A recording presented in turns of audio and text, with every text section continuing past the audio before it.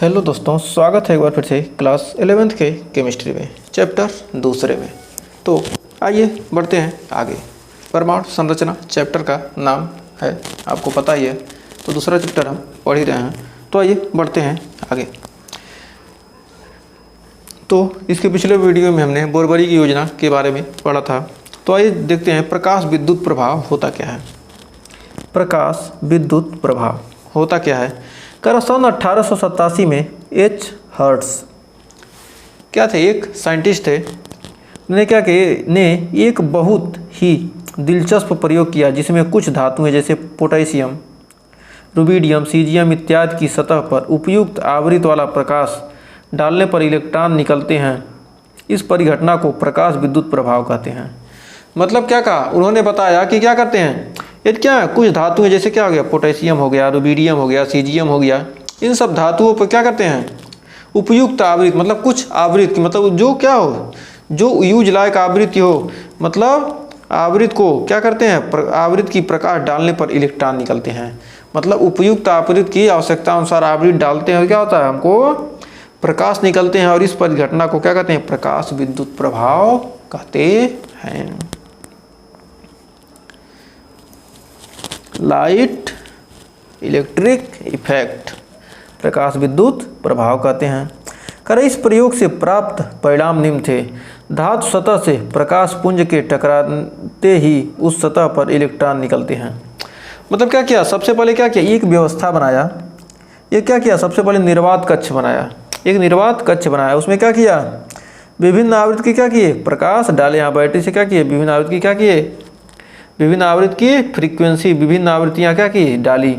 जिससे क्या हुआ, इलेक्ट्रॉन आया। क्या थी, धातु की सतह थी, इस पर क्या किए, यहाँ से क्या हुआ, इलेक्ट्रॉन निकले। और यहाँ पर संसूचन, यहाँ पर क्या हुआ, जब इलेक्ट्रॉन आया तो क्या हुआ, पता चला। और यहाँ पर क्या हुआ, प्रकाश उत्पन्न हुआ। तो धातु सतह से प्रकाश पुंज के टकराते ही उस सतह से इलेक्ट्रॉन निकलते हैं। जब क्या किया, धातु सतह से क्या होते हैं, जब यहाँ से टकराए तो क्या होगा, प्रकाश पुंज, मतलब एक प्रकाश उत्पन्न हुआ, जिससे पता चलता है क्या, इलेक्ट्रॉन निकल रहे हैं। फिर उन्होंने बताया कि निष्कासित इलेक्ट्रॉनों की संख्या विद्युत प्रकाश की तीव्रता के समानुपाती होती है। मतलब जो प्रकाश की जितनी ज़्यादा तीव्रता होगी उतना ही ज़्यादा क्या होगा, तीव्रता प्रोपोर्शनल टू क्या होगा, इलेक्ट्रॉन की संख्या। मतलब जितनी अधिक तीव्रता रहती थी प्रकाश की उतना ही ज़्यादा क्या होता है, इलेक्ट्रॉन निकलते हैं। मतलब उसकी समानुपाती इलेक्ट्रॉनों की संख्या क्या थी, विद्युत प्रकाश की तीव्रता के समानुपाती होती है। तो उम्मीद है यहाँ तक आपको क्या होगा, कोई डाउट नहीं होगा। मतलब जितनी तीव्रता थी उसी के हिसाब से क्या थी, प्रकाश निकल रहा था।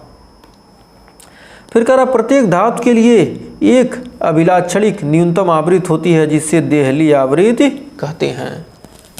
मतलब क्या होता है, कोई भी धातु है उसके लिए क्या होता है, एक न्यूनतम आवृत्ति होती है। मतलब कम से कम इतनी आवृत्ति पर क्या करेगा, वर्क करेगा, उसे क्या कहते हैं, देहली आवृत्ति कहते हैं।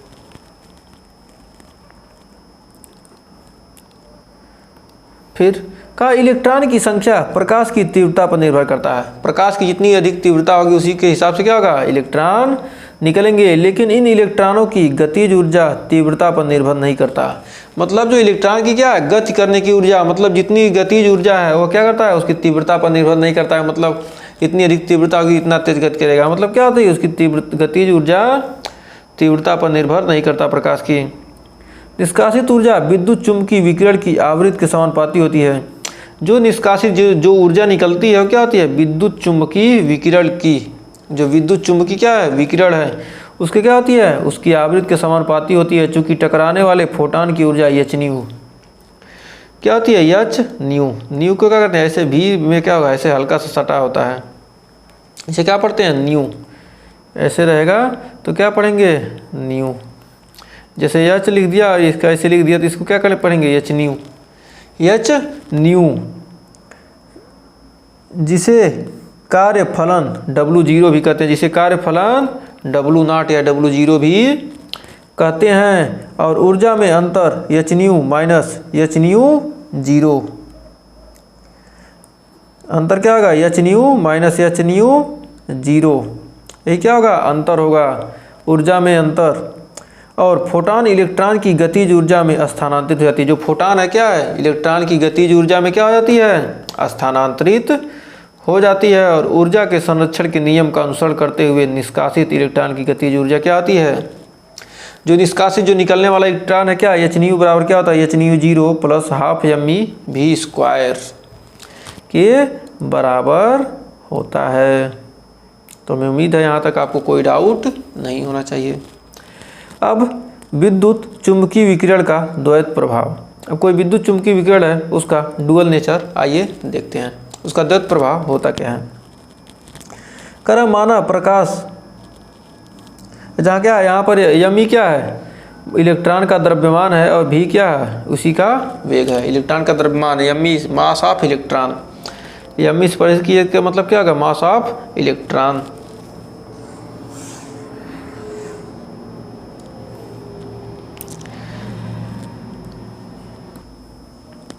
कर विद्युत चुंबकीय विकिरण का द्वैत dual nature of magnetic wave, मतलब विकिरण निकलने वाली क्या थी, जो विकिरण होती है उसके व्यवहार कैसा होता है, विद्युत चुंबकीय विकिरण का द्वैत व्यवहार कैसा होता है। माना प्रकाश का कण और तरंग दोनों जैसे गुण होते हैं। मान लेते हैं क्या, प्रकाश में क्या होते हैं, कण की तरह व्यवहार करता है और तरंग की तरह, मतलब दो तरह का गुण दर्शाता है। अर्थात प्रकाश का द्वैत व्यवहार होता है, मतलब प्रकाश क्या होता है, डुअल नेचर, मतलब दोहरी प्रकृति की होते हैं, जिसमें क्या होता है, तरंग का भी गुण होता है और कण का भी गुण होता है। जब द्रव्य के साथ विकिरण की अन्योन्य क्रिया होती है, ये व्यवहार नहीं था, द्रव्य के साथ क्या होती है, जब विकिरण की क्या होती है, अन्योन्य क्रिया होती है, तब यह कण जैसे गुण प्रदर्शित करता है। जब विकिरण जैसी क्या होगी, क्रिया होगी, तब क्या होगा, जब ऊष्मा निकलेगी, विकिरण होगी, तो क्या होगा, तब यह कण की तरह व्यवहार करेगा। और जब विकिरण का संचरण होता है, तब यह तरंग जैसे गुण, जैसे व्यतिकरण और विवर्तन। इसके बारे में आप फिजिक्स में डिटेल के साथ पढ़ेंगे, व्यतिकरण और विवर्तन के बारे में। क्या करता है, यह तरंग जैसे क्या होता है, व्यतिकरण और विवर्तन दर्शाता है।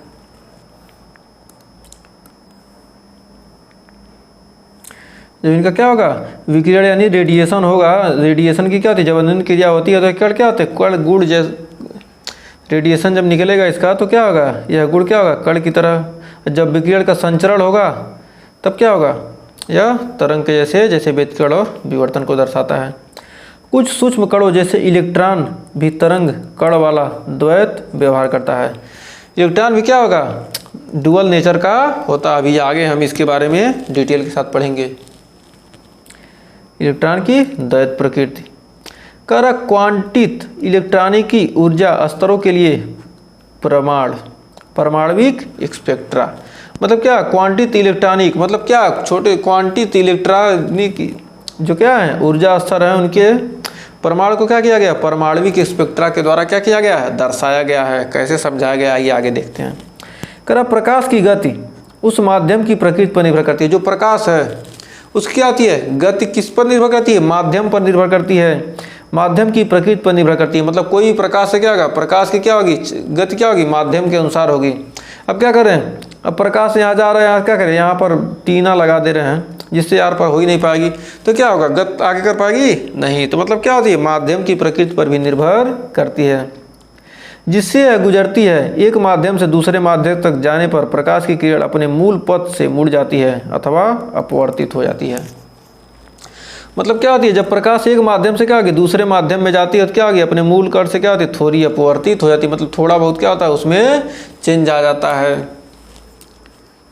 आप प्रकाश चैप्टर में पढ़े ही होंगे, प्रकाश क्या होती है, जब एक माध्यम से दूसरे माध्यम में प्रवेश करती है, क्या अपने मार्ग से थोड़ी विचलित हो जाती है या अपवर्तित हो जाती है, मुड़ जाती है मूल पथ से।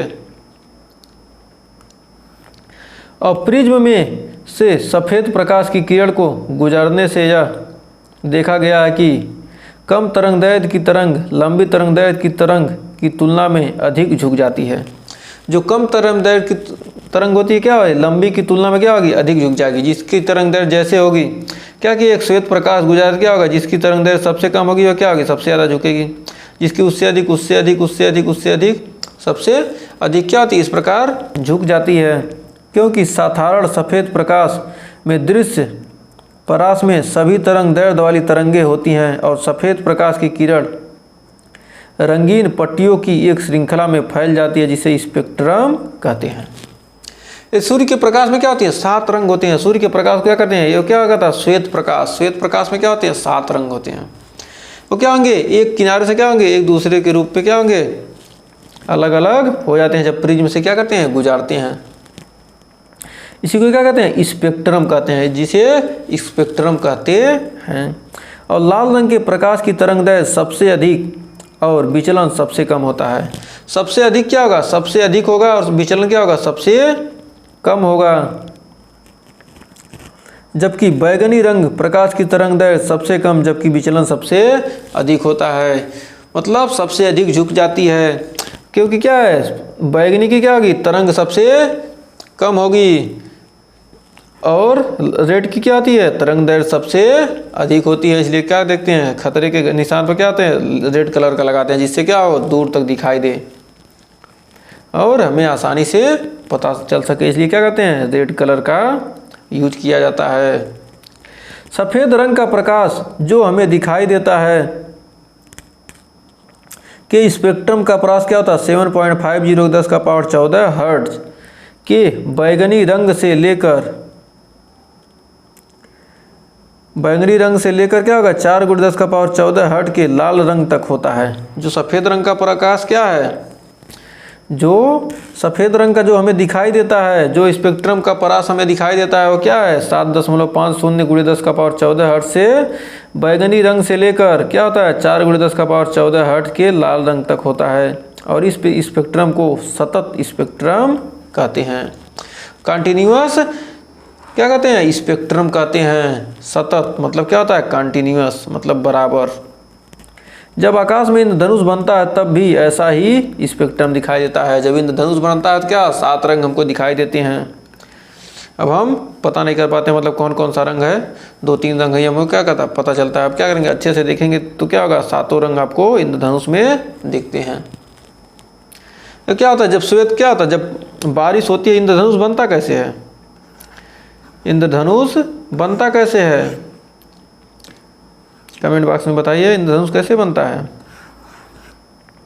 तो देखिए इंद्रधनुष बनता कैसे है? जब क्या होता है? जब बारिश होती है, तो जब बारिश होने के बाद क्या होती है? क्या होते हैं? आसमान में क्या होते हैं? छोटी छोटी बारिश की बूंदें क्या होती हैं? रह जाती हैं। जब इनसे क्या होता है? होकर सूर्य का प्रकाश गुजरता है तो क्या होता है? ये 7 रंगों में विभक्त हो जाता है और ये क्या होता है? इंद्रधनुष के रूप में बन जाता है। क्या करती है? जो छोटी छोटी बारिश की बूंदें होती है क्या होती हैं? प्रिज्म की भांति व्यवहार करती हैं, जिससे क्या होता है? इंद्रधनुष बारिश के मौसम में बनता है। अब कोई कहे बारिश नहीं हो रहा उस समय इंद्रधनुष बनेगा? नहीं बनेगा। बारिश होने के बाद इंद्रधनुष दिखता है, जब भी आप देखे होंगे। यदि आप साइंस के स्टूडेंट हैं तो ये सब जानना आपके लिए बहुत ज़रूरी है।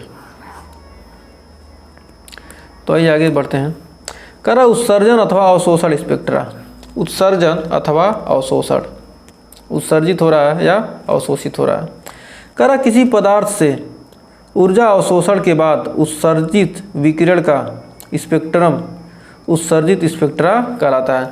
ये क्या है? किसी पदार्थ से क्या करा? ऊर्जा अवशोषित करने के बाद क्या होगा? उससे कुछ क्या होंगी? रेडिएशन निकलेंगी, वही क्या कहलाएगा? उत्सर्जन स्पेक्ट्रा कहलाएगा। और परमाणु या अणु विकिरण के अवशोषण से उत्तेजित हो जाते हैं और उत्सर्जित स्पेक्ट्रम प्राप्त करने के लिए किसी प्रतिदर्श को गर्म करके अथवा विकिरणित करके ऊर्जा दी जाती है।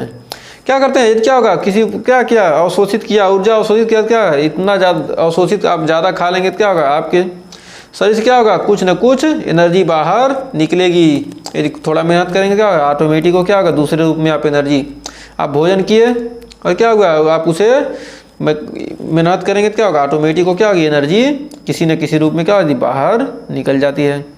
कर अवशोषण स्पेक्ट्रम उत्सर्जित स्पेक्ट्रम के फोटोग्राफिक निगेटिव की तरह होता है। जैसे फोटोग्राफ का क्या होता है? निगेटिव होता है। पहले क्या थे? फोटो निगेटिव वाले आते थे, अब तो कैमरा आ गया, अब तो मोबाइल आ गया, मोबाइल में खींच ले रहे हैं। क्या था? पहले क्या था? फोटोग्राफिक निगेटिव की तरह होती थी, निगेटिव होता था। उसको क्या करते थे? उसको तेजाब में धोते थे, तब जाकर उसका चलचित्र बनता था। का उत्सर्जन या अवशोषण के अध्ययन को स्पेक्ट्रोमीट कहते हैं, स्पेक्ट्रोस्कोपी कहते हैं। जो उत्सर्जन या अवशोषण का क्या करते हैं, अध्ययन करते हैं। उत्सर्जन का अध्ययन किया, अवशोषण का अध्ययन किया, वो क्या कहलाता है, स्पेक्ट्रोस्कोपी कहलाता है। और दृश्य प्रकाश का स्पेक्ट्रम सतत होता है। जो दिखाई देने वाला प्रकाश है इसका स्पेक्ट्रम क्या होता है, सतत, मतलब बराबर होता है, क्योंकि इसमें दृश्य प्रकाश का लाल से बैंगनी तक तरंग दैर्ध्य उपस्थित होती है। इसके विपरीत गैस अवस्था में परमाणुओं का उत्सर्जन स्पेक्ट्रम लाल से बैंगनी तरंग दैर्ध्यों में सतत रूप से प्रदर्शित नहीं करता। मतलब क्या होता है, लाल से बैंगनी तक क्या करा, सतत रूप से प्रदर्शित नहीं करेगा, परंतु उनमें केवल विशेष तरंग दैर्ध्य वाला प्रकाश उत्सर्जित होता है। मतलब कुछ विशेष तरंग दैर्ध्य वाले प्रकाश क्या होते हैं, उत्सर्जित होते हैं, और जिनके बीच में काले स्थान रहते हैं, ऐसे स्पेक्ट्रम को रेखा स्पेक्ट्रम अथवा परमाणु स्पेक्ट्रम कहते हैं। जब क्या होता है, परमाणु का उत्सर्जन स्पेक्ट्रम क्या होता है, लाल से बैंगनी तरंग दैर्ध्य के लिए क्या होता है, सतत रूप से नहीं होता, परंतु इन्हीं में क्या होता है, कुछ विशेष तरंग दैर्ध्य वाला क्या होता है, प्रकाश निकलता है। निकलेगा तो इनके बीच क्या होंगे, काले स्थान रहते हैं, और ऐसे स्पेक्ट्रम को रेखा स्पेक्ट्रम कहते हैं। जो काला स्थान है क्या है, इसी को क्या कहेंगे, रेखा स्पेक्ट्रम कहते हैं अथवा परमाणु स्पेक्ट्रम कहते हैं। जिनका क्या होता है, जो दिखाई नहीं देते हैं, जो उत्सर्जित नहीं होते हैं, जो प्रकाश किरण क्या होती है, उत्सर्जित नहीं होती है, क्या कहेंगे, उन्हें परमाणु या रेखा स्पेक्ट्रम कहते हैं। इलेक्ट्रॉनिक संरचना के अध्ययन में रेखा उत्सर्जन स्पेक्ट्रम का विशेष महत्व होता है। क्या करेंगे, इलेक्ट्रॉनिक संरचना का अध्ययन करते हैं तो उसमें क्या होता है, इसका बहुत ज़्यादा होता है। प्रत्येक तत्व का अपना एक विशेष रेखा उत्सर्जन स्पेक्ट्रम होता है। कोई भी तत्व हुआ, प्रत्येक तत्व का क्या होता है, एक अपना विशेष रेखा उत्सर्जन स्पेक्ट्रम होता है। जैसे rubidium, caesium, thallium, indium, gallium आदि तत्वों की खोज तब हुई थी जब उनके खनिजों का स्पेक्ट्रमी विश्लेषण किया गया था। इन सब तत्वों का क्या हुआ, खोज तब हुई जब उनके क्या किया, स्पेक्ट्रम का विश्लेषण कर लिया गया, पता कर लिया गया। और सूर्य में हीलियम तत्व की उपस्थिति भी स्पेक्ट्रम विद द्वारा पता की गई थी। स्पेक्ट्रम उसके उत्सर्जित प्रकाश से क्या किया था, पता किया गया था कि मतलब सूर्य के प्रकाश में क्या है, हीलियम है। सूर्य क्या है, हीलियम गैस से भी बना है। सूर्य के प्रकाश में क्या है, हीलियम, सूर्य क्या है, हीलियम गैस से भी बना। हमें क्या किया था, सूर्य में हीलियम तत्व की उपस्थिति का हमने क्या किया था, पता किया था। किससे, स्पेक्ट्रम विधि द्वारा। अब हाइड्रोजन का रेखीय स्पेक्ट्रम होता क्या है। जो हाइड्रोजन है इसका रेखीय स्पेक्ट्रम, जब हाइड्रोजन गैस में विद्युत विसर्जन प्रवाहित किया जाता है तो H2 अणु वियोजित होकर उच्च ऊर्जा वाले हाइड्रोजन परमाणु देते हैं। जब हाइड्रोजन गैस में क्या कहते हैं, विद्युत विसर्जन प्रवाहित किया जाता है तो क्या होते हैं, H2 अणु क्या होते हैं, वियोजित होकर मतलब टूटकर ऊर्जा पाने वाले हाइड्रोजन परमाणु देते हैं, जो विविक्त आवृत्तियों वाला विद्युत चुम्बकीय विकिरण उत्सर्जित करते हैं। जो अलग अलग आवृत्ति वाले क्या करते हैं, विद्युत चुम्बकीय विकिरण क्या करते हैं, उत्सर्जित करते हैं। और हाइड्रोजन स्पेक्ट्रम में रेखाओं की कई श्रेणियाँ होती हैं जिन्हें उनके आविष्कारकों के नाम से जाना जाता है। कोई लाइमन दिया, कोई बामर दिया, कोई पास्चन दिया, कोई फुंड दिया, ये सब क्या है, हाइड्रोजन के रेखीय स्पेक्ट्रम की श्रेणियाँ। मतलब अलग अलग जो वैज्ञानिक दिए उनको क्या किया, उनका नाम से रख दिया गया। तो मतलब कहने का मतलब जब क्या होती है, जब गैस विद्युत विसर्जन प्रवाहित किया जाता है तो H2 अणु क्या होते हैं, वियोजित हो जाते हैं। जो H2 हाइड्रोजन अणु है क्या है, वियोजित हो जाते हैं, टूट जाते हैं। जो विविक्त आवृत्तियों वाला विद्युत चुम्बकीय विकिरण उत्सर्जित करते हैं, मतलब अलग अलग आवृत्ति क्या क्या कहते हैं, चुंबकीय विकिरण उत्सर्जित करते हैं। और हाइड्रोजन स्पेक्ट्रम की रेखाओं की कई श्रेणियाँ होती है, उनके आविष्कारकों के नाम से जाना जाता है। मतलब क्या होगी, उसके बाद क्या करेंगे, उनकी आवृत्ति के अनुसार क्या कहते हैं, अलग अलग श्रेणियाँ में बांट दी गई। जैसे बामर ने सन 1885 में प्रायोगिक प्रेक्षणों के आधार पर बताया कि यदि स्पेक्ट्रमी रेखाओं को तरंग संख्या V बार के रूप में व्यक्त किया जाए तो हाइड्रोजन स्पेक्ट्रम की दृश्य क्षेत्र की रेखाओं को निम्न सूत्र द्वारा, यानी V बार बराबर 109 677 इंटू 1/2 का square minus 1/n square centimetre inverse के रूप में क्या किया जाता है, व्यक्त किया जाता है। जहाँ n पूर्णांक है जिसका मान क्या होता है, 2 या 3 से लेकर अधिक होता है। 2 या 3 से अधिक होगा, 4 5 6 डॉट डॉट डॉट इस तरह के क्या होती हैं। इसमें क्या है, श्रेणियाँ हैं। बामर, यहाँ पर ये क्या है, ये बामर श्रेणी है। ये क्या है, इधर ये पास्चन श्रेणी है। और ये क्या है, ये लाइमन श्रेणी है। नहीं, ये लाइमन है और ये क्या है, ये बामर है, और ये क्या है, ये पाश्चन श्रेणी है। एक सेकंड, एक बार आपको अच्छे से बता देते हैं। ये जो ये श्रेणी है इसे क्या कहेंगे, लाइमन, और ये क्या है, ये बामर है, और ये पाश्चन। तो बामर श्रेणी में क्या थे, बैगनी, नीला, लाल, हरा, और ये पाश्चन श्रेणी था, इसमें क्या था, n का मान इनफाइनाइट 6, 5, 4, और क्या थी, अवरक्त n = 3। तो इस प्रकार क्या किया, इन लोगों ने क्या किया, अलग अलग श्रेणियाँ दी। इस सूत्र द्वारा वर्णित रेखा बामर श्रेणी कहा जाता है, और हाइड्रोजन स्पेक्ट्रम में केवल इसी श्रेणी की रेखाएं विद्युत चुम्बकीय स्पेक्ट्रम के दृश्य क्षेत्रों में प्राप्त होती हैं। और स्वीडन के एक स्पेक्ट्रमी वैज्ञानिक जोहान्स रिडबर्ग ने बताया कि हाइड्रोजन स्पेक्ट्रम की सभी श्रेणियों की रेखाएं निम्नलिखित सूत्र द्वारा दर्शाई जा सकती है। जो सभी श्रेणियों की क्या रेखाएं क्या करते हैं, निम्न सूत्र द्वारा दर्शाई जाती है। 109,677 109,677 एक कामा है, 109,677 into 1/n1² - 1/n2² into centimetre inverse, जहाँ n1 का मान क्या है 1, 2, 3, और n2 का मान n1 में क्या करेंगे 1 जोड़ देंगे, n1 में क्या करेंगे 1, 2 जोड़ते जाएंगे, तब क्या होगा n2 मिलेगा। 109,677 सेंटीमीटर इनवर्स के नाम को हाइड्रोजन का रिडबर्ग नियतांक कहते हैं। 109 के 677 100 के नाम को क्या कहते हैं, हाइड्रोजन का रिडबर्ग स्थिरांक कहते हैं। तो उम्मीद है यहाँ तक आपको कोई डाउट नहीं होगा। अब आइए आगे देखते हैं। n1 बराबर 1, 2, 3, 4, 5 वाली रेखाओं की 5 श्रेणियाँ क्रमशः हैं लाइमन, बामर, पाश्चन, ब्रैकेट तथा फंड श्रेणियाँ कहलाती हैं। यदि n बराबर 1 है तो क्या कहेंगे, लाइमन श्रेणी, 2 है तो बामर श्रेणी, 3 है तो पाश्चन श्रेणी, 4 है तो ब्रैकेट, 5 है तो फंड श्रेणियाँ कहते हैं लाइमन, बामर, पाश्चन, ब्रैकेट, फंड। और स्पेक्ट्रमी क्षेत्र क्या होता है, लाइमन श्रेणी में क्या होती है, पराबैंगनी, और बामर श्रेणी में क्या होती है, दृश्य जो दिखाई देने वाली प्रकाश हैं, और पाश्चन में अवरक्त, और ब्रैकेट में भी क्या है अवरक्त है, और फंड में अवरक्त। ये सब क्या है, ये स्पेक्ट्रमी क्षेत्र हैं। करा हाइड्रोजन का रेखा स्पेक्ट्रम सभी तत्वों के रेखा स्पेक्ट्रम की तुलना में सरल होता है। जो हाइड्रोजन का रेखा स्पेक्ट्रम होता है क्या, जो अन्य तत्व हैं उनकी तुलना में क्या होता है, बहुत ही सरल होता है, सिंपल होता है, और भारी परमाणुओं का रेखा स्पेक्ट्रम जटिल होता है। सबसे आसान क्या होता है, हाइड्रोजन का होता है। ये क्या किया, इसका अध्ययन किया गया, परंतु सभी रेखा स्पेक्ट्रमों के कुछ लक्षण समान होते हैं। लेकिन क्या है, जितने भी रेखा स्पेक्ट्रम है सभी के क्या होते हैं, लक्षण, उनकी प्रॉपर्टी क्या होती है, मिलती जुलती है। जैसे एग्जाम्पल के लिए प्रत्येक तत्व का रेखा स्पेक्ट्रम विशेष प्रकार का होता है। जो तत्व है हर तत्व के लिए क्या होता है, एक विशेष प्रकार का रेखा स्पेक्ट्रम होता है, और प्रत्येक तत्व के रेखा स्पेक्ट्रम में नियमितता होती है।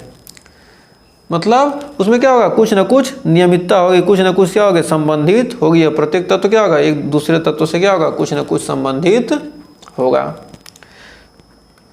तो हमें उम्मीद है यहाँ तक आपको कोई डाउट नहीं होगा, और यहाँ तक वीडियो भी पसंद आई होगी। तो अगर वीडियो यहाँ तक पसंद आई हो तो वीडियो को लाइक शेयर कीजिएगा, और चैनल पर पहली बार विजिट किए हैं चैनल को सब्सक्राइब ज़रूर कीजिएगा। मिलेंगे नेक्स्ट वीडियो में इसके आगे के टॉपिक के साथ, तब तक के लिए टेक केयर।